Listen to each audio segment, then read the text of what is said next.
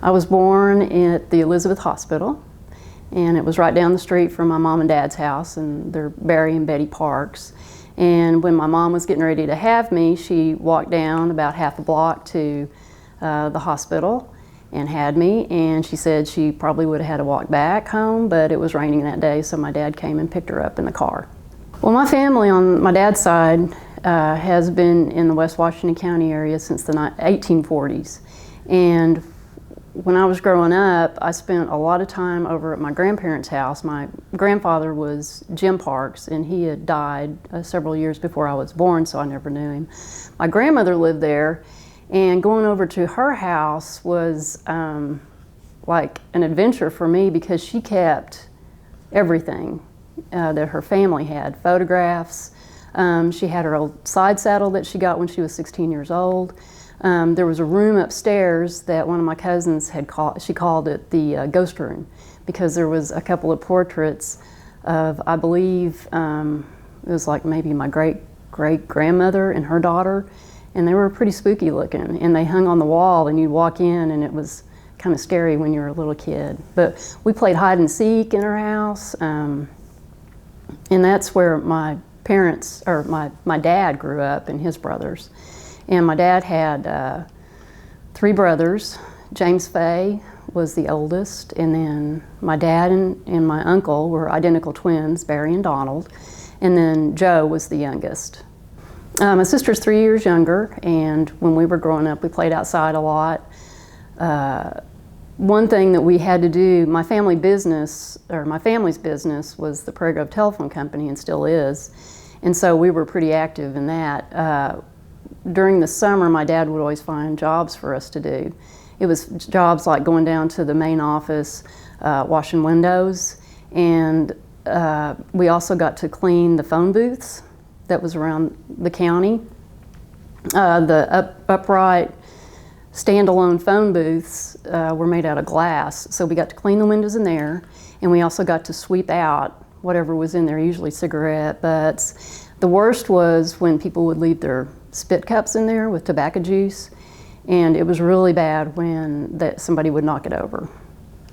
During the 70s, we started taking the aerial cable off the lines and burying them, so there was a whole bunch of splicing to do where the pedestals are. So one summer I spliced cable, and it was really messy because they had filled cable at that time. It was filled with this, it was like sticky Vaseline, and it covered the entire cable of the wires to keep the moisture out. And it was super messy, and by the end of the day, it was all over you, it was all over your clothes. I'd go home, my mom would say, "When are you gonna stop doing this?" Because she would try to wash the stuff out of my clothes and it wouldn't come out. My cable splicing career came to an end when I got poison ivy. Well, my friends and I, we just walk everywhere. We'd go, we didn't drive at that time because we were too young, but we'd walk down to Harlan's, Five and Dime, and there was a woman that worked there, and she would, especially if you were a kid, she'd watch you like a hawk. You'd go down the candy aisle and she'd be there staring at you. That was a little intimidating. I spent a lot of time down at the telephone office. Spent a lot of time in the telephone company truck with my dad while he'd go out on trouble calls. And so I would hand him tools. One of my earliest memories of doing that was down in Cane Hill. And we went to one of the houses there in front of the college. And I can remember the person who lived there. We were in the kitchen, and I don't know if they set me up on the counter, but I remember them pointing out, saying that building back behind there used to be a college. I traveled all over West Washington County with my dad, and at that time, we also had about, this is probably between 5 and 10 telephones in eastern Oklahoma, back right across the line. And that was really way out in the country because no other, Southwestern Bell wouldn't serve that area, so we were like the last resort. I can remember going to, there was actually a house, I think it was outside of Lincoln, and I would usually get out with my dad and go with him into the house and and help him. But this time he said, I want you to stay in the truck this time. And in the front, there was this old broken down car, and on top of the old broken down car, there was a goat. The house was kind of ramshackle. My dad goes in there, and he's in there for about 15, 20 minutes. He comes back out, and he was like, oh my. And apparently there was a hoarder that lived there. And they had stacks of magazines and newspapers where there was a trail. And so he finally found the phone and the jack. On top of the magazines and the newspapers were chickens. And he said there was not any room for you to even be in there, and it was kind of dirty too. The Southern was always fun to go into because the floors creaked, it was old, it had an upstairs, it had harnesses, it had saddles, it had refrigerators and freezers, it was just like anything you needed, you could find it. My family went to the First Presbyterian Church there on the corner of Neal and Bush Street. That church was actually started in 1907, I believe. It was started by my great-grandfather, Dr. E.G. McCormick, and there were several other families that started it.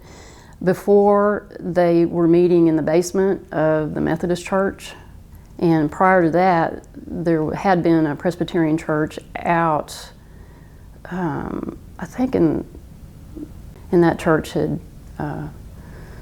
had dissolved, and Judge Hanna was also a big member of that church. The Battlefield Park was a lot more quaint back then. They had a couple of wooden outhouses for restrooms. I remember going in there one time and there was a bunch of spiders and I never went in there again.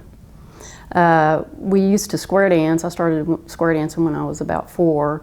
We square danced in front of the Latta Barn on a raised platform, and my partner, I think it was the first year I square danced, but my partner fell off the stage.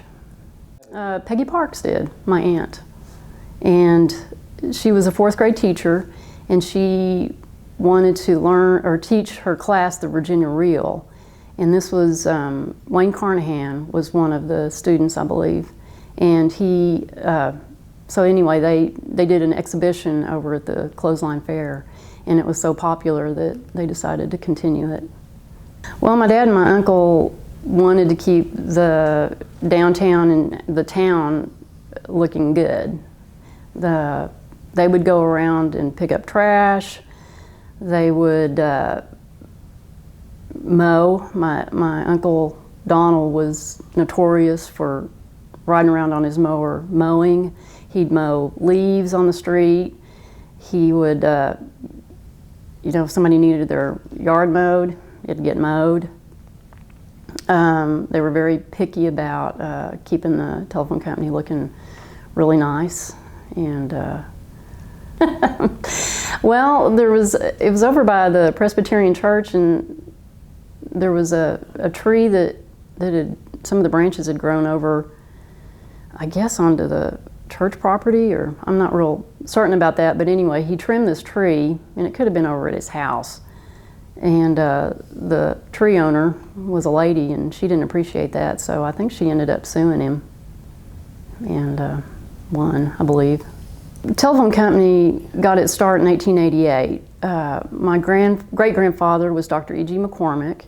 He had an office that I believe was in the downstairs part of what the Ace Hardware building is now. He co-owned the McCormick Brothers Pharmacy or drugstore with his brother Will McCormick, and it was across the street. So they strung a telephone wire between his office and the drugstore. In 1906, they incorporated the telephone company. It was Dr. McCormick, Will McCormick, and at that time, Mel Collier worked at McCormick Brothers too.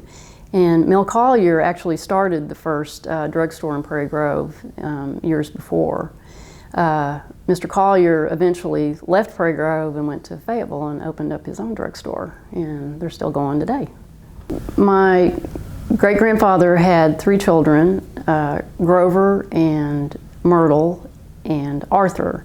Myrtle was my grandmother, and she married Jim Parks. Jim Park started working for the telephone company as a switchboard operator, and he eventually worked his way up to being president. During the war, World War II, of course, all the boys, their sons, who were James, Fay, Barry, Donald, and Joe. James Fay had moved to Chicago and gotten married and had a little girl. The three other sons joined the military, and so it was basically my granddad and a couple other people that ran the phone company at that time. After the war was when they really started working on building up the telephone company. And my dad said, he told me one time that some of the best years of his life were when he was digging post holes for the poles and stringing the wire and doing all the physical labor. But that's, a lot of people helped out with that, including Calvin Bain. He worked a little bit. Jack Harlan worked for him. There was quite a few of the younger people that helped out building up the phone company. When it was upstairs, it ended up upstairs from Dr. McCormick's office, and you could see all the wires going into one of the windows, and that's where the switchboard was. One time there was a switchboard operator was sitting there, and all the wires were coming in, and she saw one of the wires moving, and it turned out it was a black snake. And I think she probably left her post at that point. The telephone company was one of the first in the state to get rid of all their party lines. But I can remember when I was growing up calling my friends, and there'd be other people on the line that you could hear. And sometimes they'd get mad because they wanted to talk or call somebody. And there was one time I was talking to a friend of mine, and this woman came on and said that she needed to call a friend to talk about her bean soup recipe or something. So I do have some highlights of Prairie Grove history here, and I will have to refer to my notes. But I'll start at the way beginning. So prior to the arrival of white settlers in the early 1800s, this region was home to the Osage and Indian tribes. Several of the very first white men to stay in the area for a time were Thomas Wagnon and brothers James and Isaac Mars. They stayed in the West Washington County area during 1817 and 1818 in order to map the land, to hunt, and to look for potential farmland.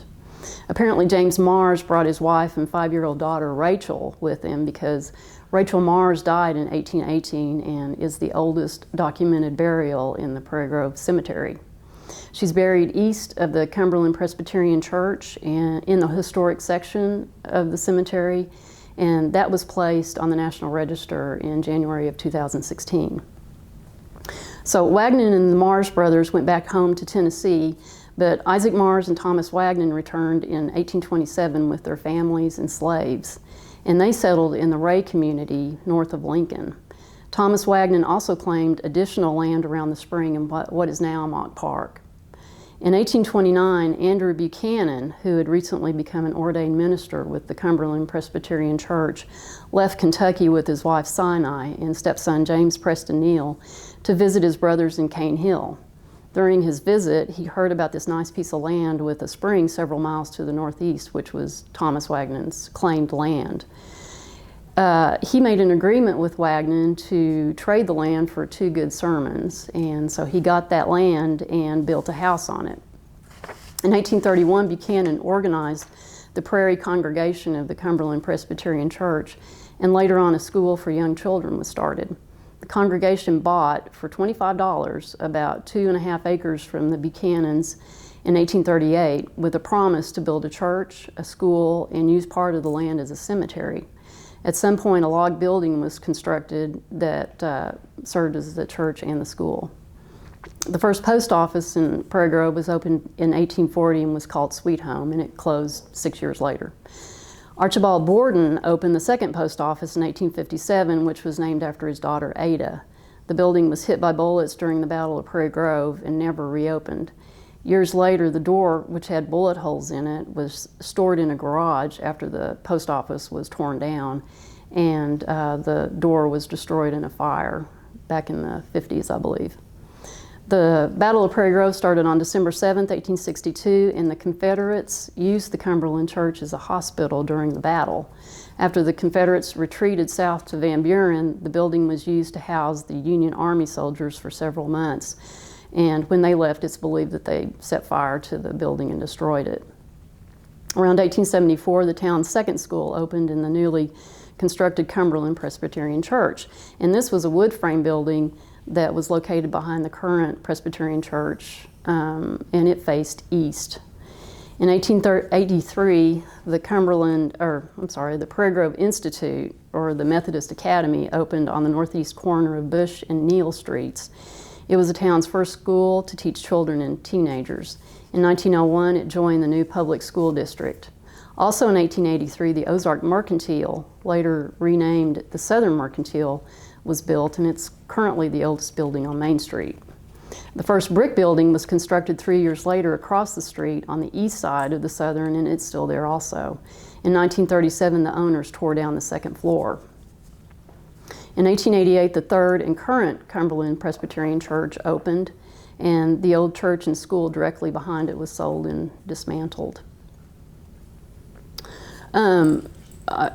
I'll mention James P. Neal. He was Andrew Buchanan's stepson, and he was an important part in Prairie Grove history. He eventually left Prairie Grove and became a lawyer in Fayetteville. He was a soldier in the Mexican-American War from 1847 to 1848, and he came back to Fayetteville and was elected mayor from 1851 to 1854.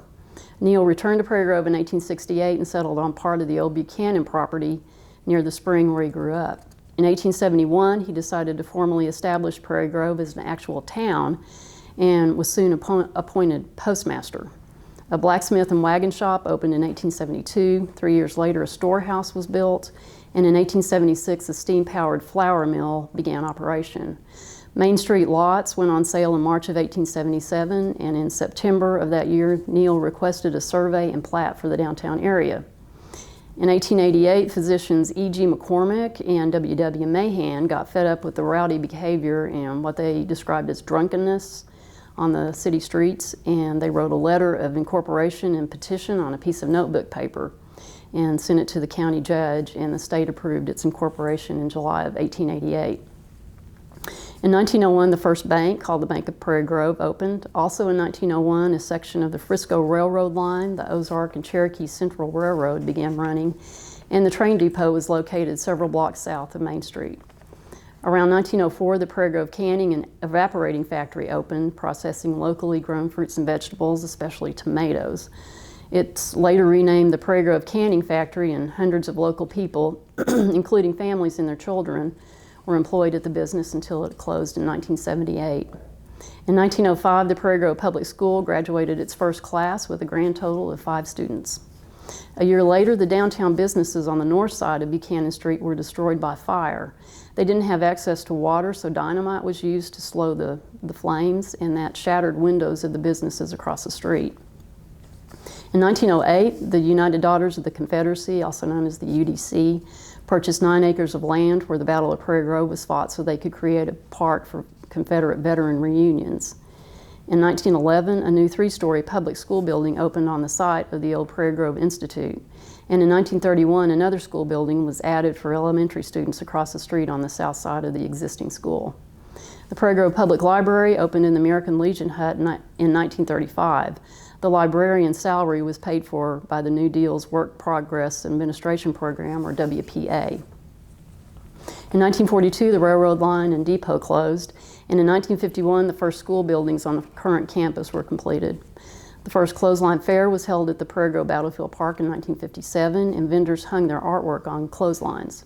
The Art Center of the Ozarks and the Prairie Grove Lions Club sponsor this annual event. In 1963, Dr. Will Mock donated to the city the land where the spring is, which he had bought in 1901, and it officially became Mock Park. The town's gotten a lot bigger, and we used to be bigger than Farmington. Farmington's bigger than we are, and that's due to the growth of the whole area.